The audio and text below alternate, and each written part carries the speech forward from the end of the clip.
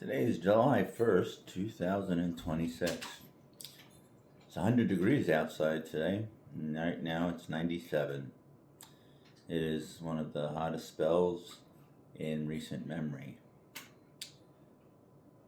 There's a lot going on locally, nationally, and internationally.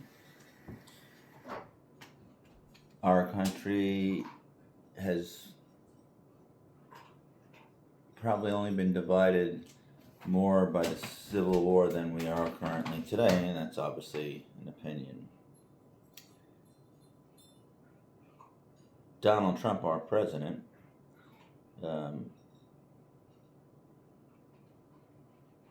reported his 2025 income. As president, you're supposed to make 400,000, and it's about supposed to be it. Well, he made $2.9 billion.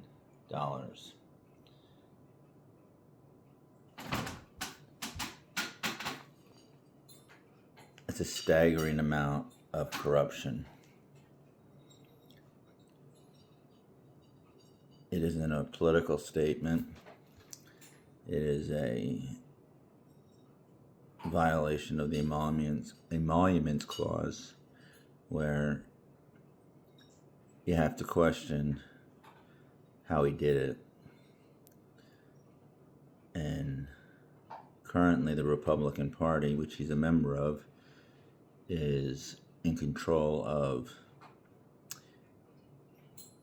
all three branches of government.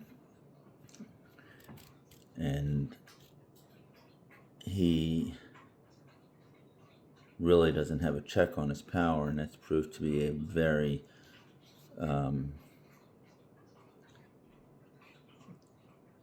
damaging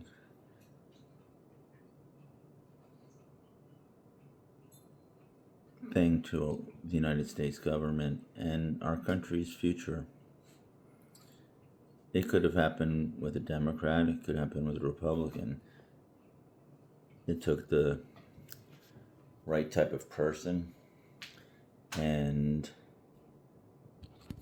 I'm not a Donald Trump fan, but that's more from what he did to Atlantic City in the 90s. Then I already had a bad feeling about him when he was elected in 2016.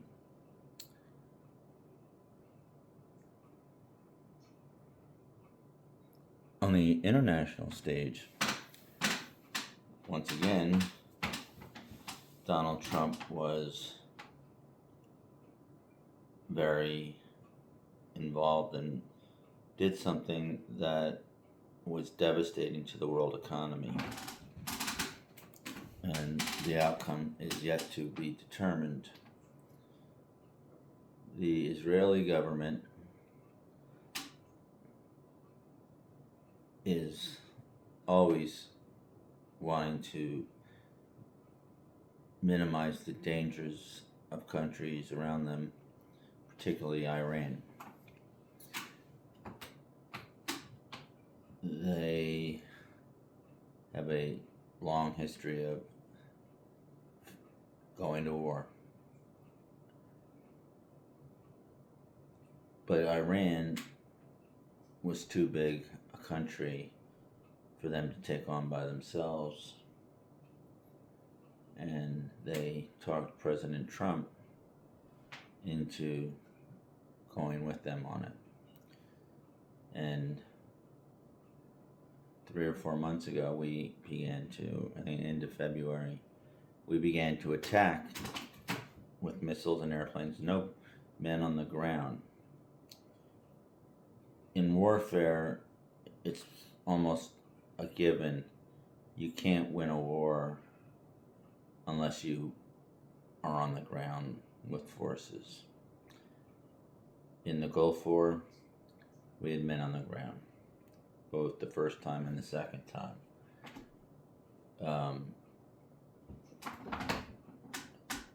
Afghanistan, which was the longest war in our history, but we did control most of the country and had it somewhat under control. But then we would have had to spend billions and billions of dollars forever to maintain it. And when we pulled out, it fell apart in a matter of days.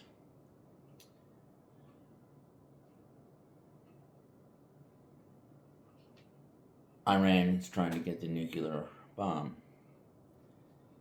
And Obama, in 2015, signed an agreement with other countries, and they all negotiated with Iran to give them more resources to build up their country if they agreed to not build a nuclear bomb for a certain number of years and have inspectors come in to make sure they were not indeed. And they were following that. Well, Trump arrived in the presidency in 2017, and in 2018 he ripped up the Obama agreement, which allowed Iran to go back to trying to get a nuclear weapon.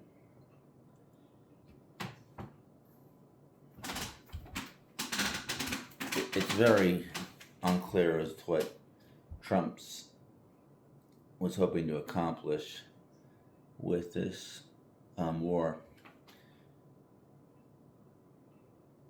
The Iranians are butchers.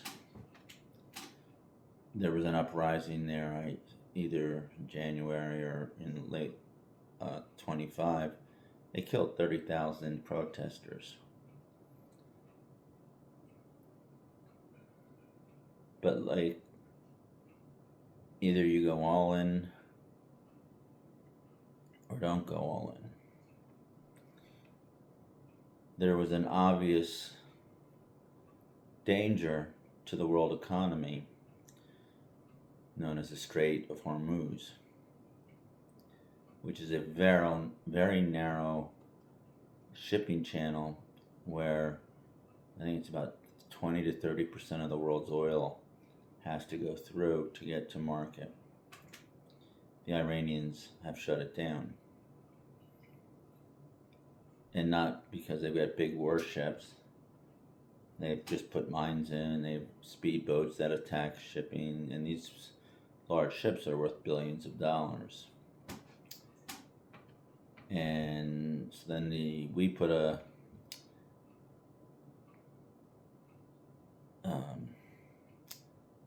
we blocked a blockade of the Iranian ships getting out with their oil. But the Iranians knew this was the existential fight. They had to survive. They were willing to do anything. We weren't.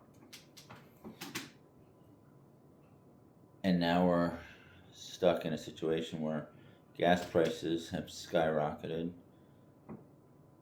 Much of the world's fertilizer for farming and food isn't getting through. And really, you could say the Israelis and their ability to talk Trump into this, but ultimately President Trump, is responsible. He says we've won and everything, but on the ground, in terms of blowing things up, maybe we have. But the economic aspect is a far bigger problem.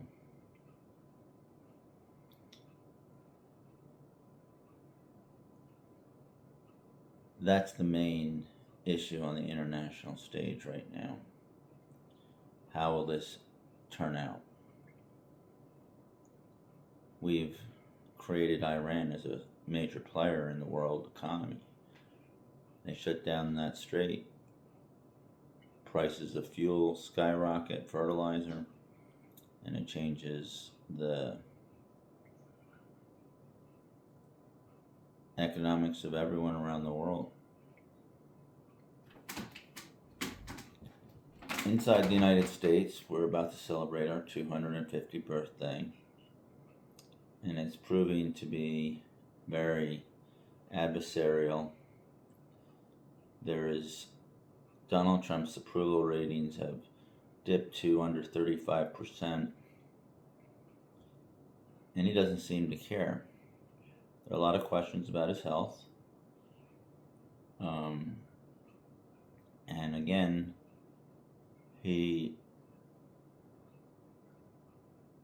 we're about to have midterm elections.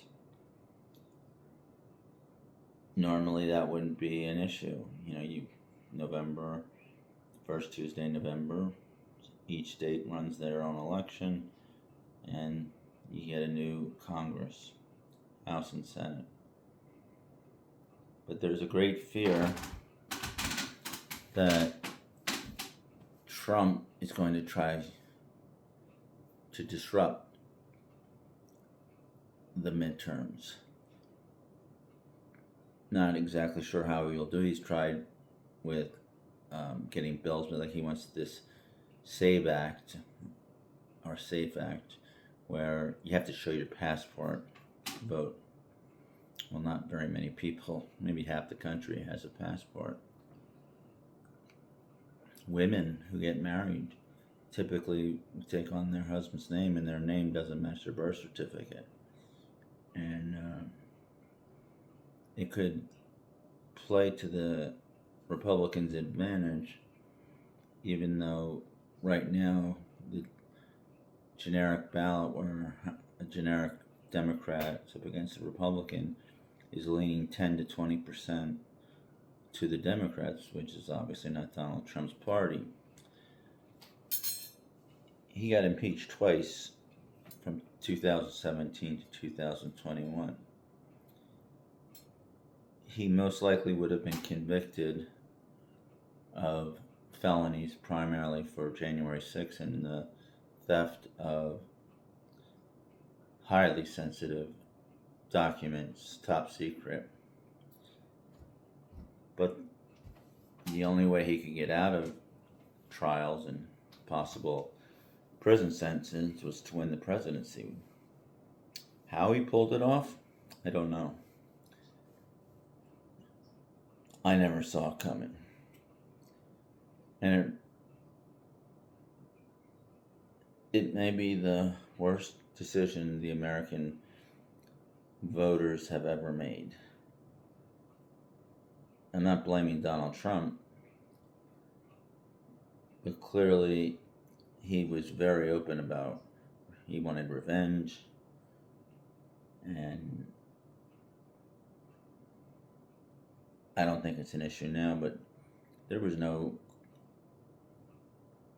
if he had won, people were afraid if he won, he would never leave. And I don't think that's an issue as much anymore. His health is a real issue.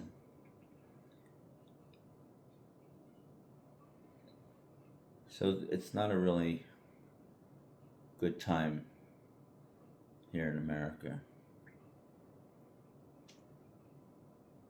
The Supreme Court is made some unusual rulings that don't seem to be consistent with the Constitution, but they're the final judges of the Constitution. And there's a 6-3 majority for the Republicans, and quite a few rulings have come back 6-3, which means the Republican Supreme Court judges are looking at this possibly through a political lens more so than a judicial lens. I don't know. Any other president doing what Donald Trump has done would have been impeached and removed. There's no question. But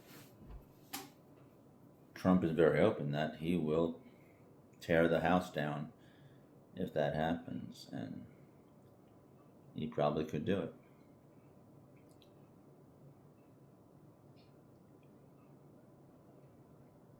Locally, the heat is really affecting a lot of people. I'm having a tough time with life.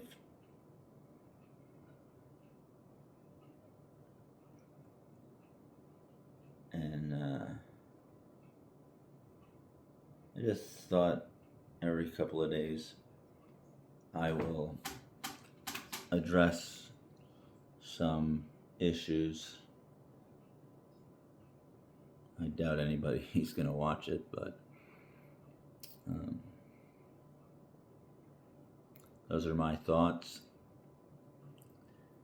And again, I'm not trying to choose sides, or, well, I guess I'm choosing my side, but everyone's entitled to their opinion.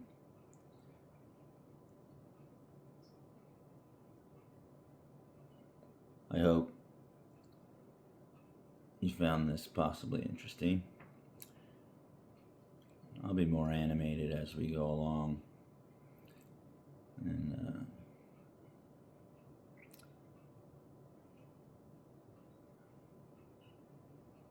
that's about it. And we come up on the 4th of July. They first read the Declaration of Independence to the citizens outside of Independence Hall in Philadelphia on July 8th. It was written ultimately by Thomas Jefferson, but it was a committee of three: Adams, Jefferson, and Ben Franklin. And then Jefferson wrote the final version.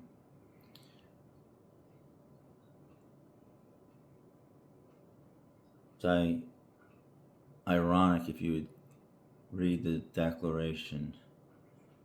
It was basically a letter to the King of England about what he was doing and why we were leaving and why we had the right to leave.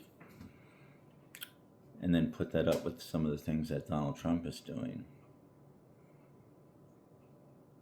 And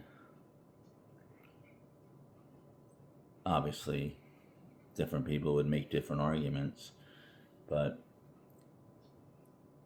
I think from just a very basic viewpoint, you could say there was at least some arguments where the King of England was doing things to the colonists that were the reason we became our own country. So, anyway, that's it for July 1st, 2026. And